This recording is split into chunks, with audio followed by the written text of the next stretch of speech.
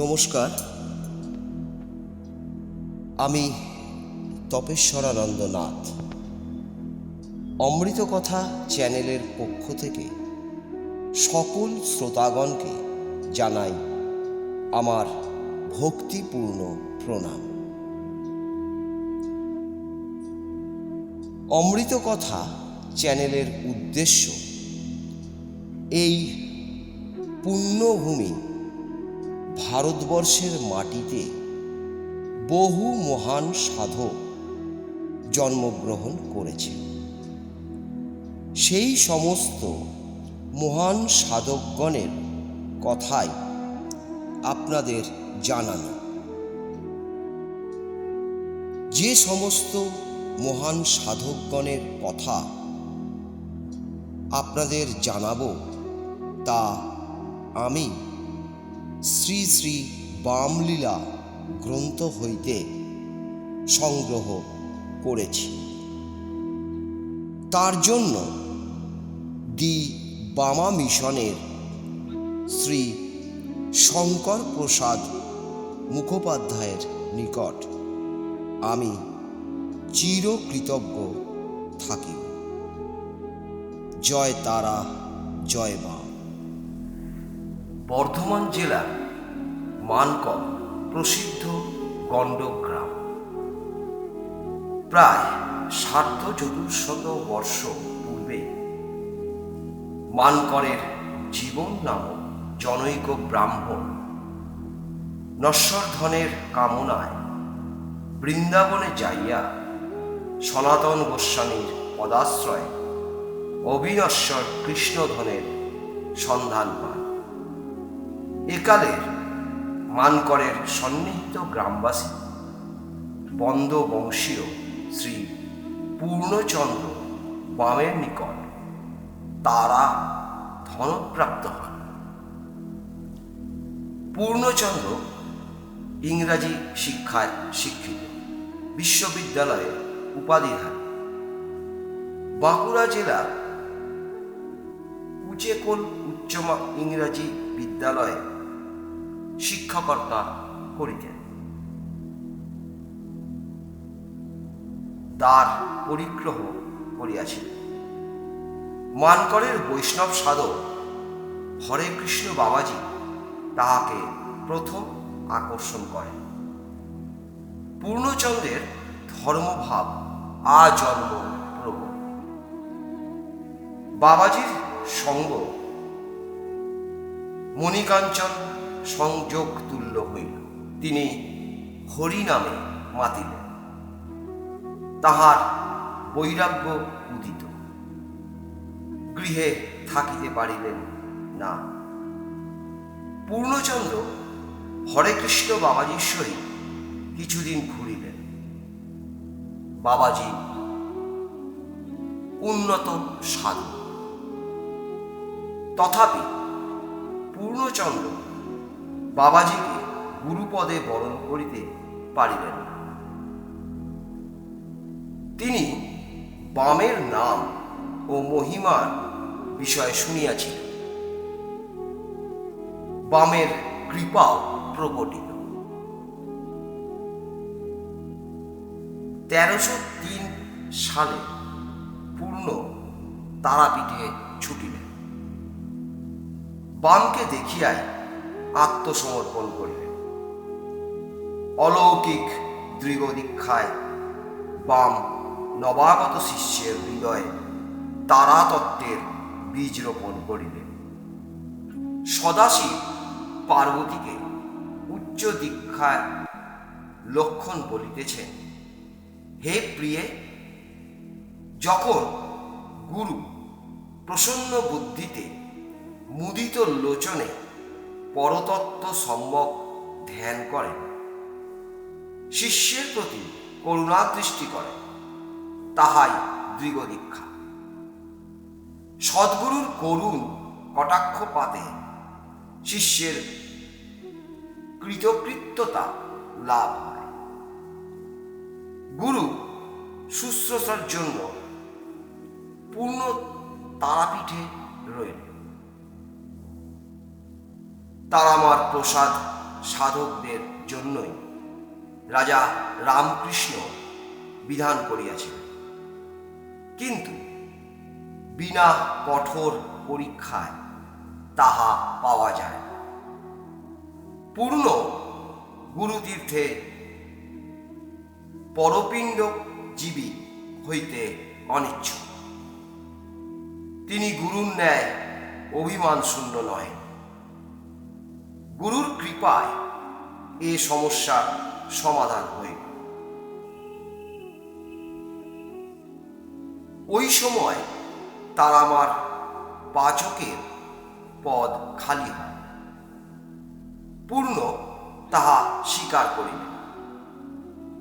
শ্রীগুরু আজন্ম সিদ্ধ তারাময়, সুতরাং তিনি তারামার বাহ্য পরিচর্যা করিতে পারেন না। শিষ্য সাধক তারাময় তত্ত্ব পিপাসু।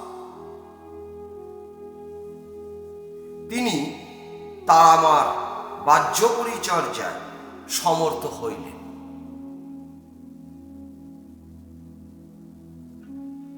তারা সেবা ও গুরু সেবা উভয় সেবাই তাহার অদৃষ্টে একত্র ঘটিল।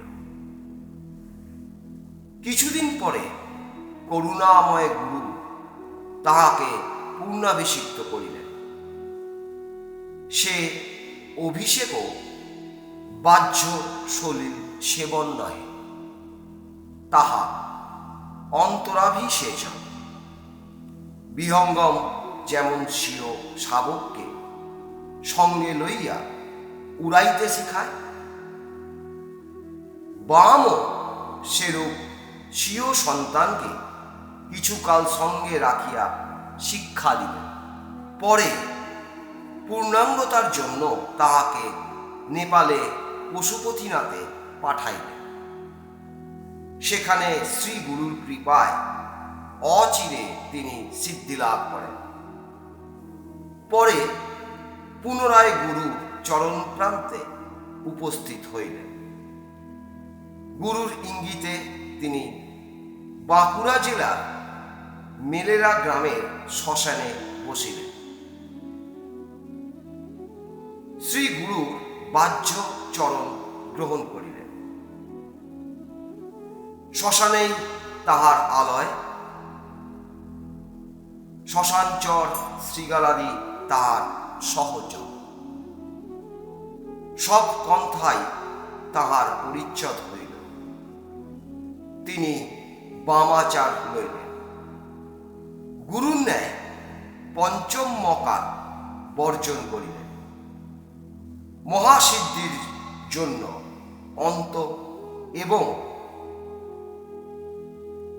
প্রকৃত পঞ্চতত্ত্ব তারা সাধনায় ব্যাপৃত হইলে তারা প্রেমে তিনিও ক্ষিপ্ত হন। তাহার পূর্ণ খ্যাপা নাম বাহির হয়। মেলেরা বাঁকুড়া জেলার এক গণ্ড গ্রাম। তথাকার চট্টোপাধ্যায়েরা বিখ্যাত। তাহাদেরই অন্যতম দিগম্বর চট্টোপাধ্যায় কলিকাতা হাইকোর্টের বিচারক পদ প্রাপ্ত হন। তৎপার্শ্ববর্তী পাড়িয়া গ্রামের দুর্গাদাস তেওয়ারি অবস্থাপন। তাহার পুত্র কঠিন রোগগ্রস্ত হন। সব চিকিৎসায় বিফল হইল। অন্তিম অবস্থায় রোগীকে তুলসী তলায় বাহির করা হইয়াছে। সৌভাগ্যক্রমে এমন সময় পূর্ণ খ্যাপা তথায় উপস্থিত হন। দুর্গাদাস খ্যাপার ভক্ত। খ্যাপার নিকট পুত্রের প্রাণ ভিক্ষা করিলেন। পুত্রের আয়ু ছিল। খ্যাপারও দয়া হইল। তিনি জল করিয়া রোগীর উপর সিঞ্চন করিতে মৃতপ্রায় দেহে জীবনী শক্তি জাগিয়া ওঠে। অচিরে রোগী সুস্থ হইল। মুহূর্তে এই বার্তা চারিদিকে ছড়াইয়া পড়ে। ওই অঞ্চলের বহু লোক তাহার ভক্ত হইল। পূর্ণ ইচ্ছা করিলে আশ্রমাদি করিতে পারিতেন। তিনিও গুরুর ন্যায় ত্যাগী, সুতরাং একখানি চালাঘর মাত্র শ্মশানে উঠাইতে অনুমতি দিলেন। তিনি নিত্য ভিক্ষায় বাহির হইতেন। দুই এক ঘরের নিকট যাহা পাইতেন তাহা নিজেই পাক করিয়া অতিথি সেবান্তে নিজ দেহ ধারণোপযোগী যৎকিঞ্চিৎ ভোজন করিতেন। এ বিষয় শালিখার প্রসিদ্ধ চটগাঁই বাবার সহিত পূর্ণচন্দ্রের সাদৃশ্য দেখা যায়। বামের দেহরক্ষার পর সন 1321 সালে দামোদর বন্যায় বর্ধমান বিভাগের অর্ধাংশ ভাসিয়া গেলে শ্রী বাম এ দাসকে আর্তসেবায় ব্রতী করেন। তাহার কৃপায় যথাসময়ে সেবক দল গঠিত হয়। ক্রমশ তাহা বামা মিশন বা বাম সেবক সম্প্রদায় নামে মেদিনীপুর প্লাবনে, পূর্ববঙ্গ দুর্ভিক্ষে, বাঁকুড়া দুর্ভিক্ষে, উত্তরবঙ্গ প্লাবনাদিতে কর্তব্য পালন করিতে সমর্থ হয়। 1322 সালে বাঁকুড়া দুর্ভিক্ষে যখন বামা মিশন খাতড়া থানার সদাব্রত খুলিয়া নিত্য সহস্র লোকের অন্ন বৎসরাবধি যোগাইতেছিল, তখন পূর্ণচন্দ্র একক মেলেরার সদাব্রত করেন। ভিক্ষালব্ধ দ্রব্যে প্রথমে তিনি 25 থেকে 30 জনের জীবন রক্ষা করেন। ওই সময় একদিন স্থানীয় জনৈক ডাক্তার তাহাকে পরীক্ষা করিবার জন্য বলেন, যদি এক ভরি শঙ্খবিষ খাইতে পারেন তবে তাহার সেবাব্রতের জন্য 100 টাকা দিবেন। খ্যাপা অম্লান বদনে 1 ভরি শঙ্খবিষ খাইলেন ও 100 টাকা লইয়া দুর্ভিক্ষ সেবায় ব্যয় করিলেন। তিনি সন্ন্যাসী এরূপ সেবাব্রত চালাইতেছেন। ইহাতে প্রথমে স্থানীয় কর্তৃপক্ষের তীক্ষ্ণ দৃষ্টি তাহার উপর পড়ে। পরে তাহারা যথার্থ বিষয় জানিলে তাহার উপর সন্দেহ কাটিয়া যায়। পূর্ণ দাদাও বাবার মতো সহজে লোককে ধরা দিতেন না। তাহার সিদ্ধির সংবাদে বহু লোক তাহাকে উত্ত্যক্ত করিত। তিনি কখনো তাহাতে কৃতজ্ঞ কোপ দেখাইতেন। আবার উপযুক্ত পাত্র বুঝিলে তাহার স্নেহের উৎস ছুটিত। অন্ডালের নিকটবর্তী রামকিঙ্কর হালদার প্রভৃতি তাহার বিশেষ ভক্ত ছিলেন। সন 1328 সালে ভাদ্র মাসে তিনি গ্রহণী রোগে আক্রান্ত হইয়া তারাপীঠে আসেন। শিমুলতলায় বাবার সমাধি মন্দিরের পাশে তাহার সমাধি দেওয়া হয় ও তাহার উপর মন্দির নির্মাণ করা। কালিকা পুরাণে বর্ণিত মহাকাল শিব বীর্যোৎপন্ন শিবই তাহাকে লালন করিয়া সগণের জনৈক অধিপতি করেন। পূর্ণচন্দ্র বামা খ্যাপা বাবার মহাকাল। জয় বামদেব, জয় তারামা।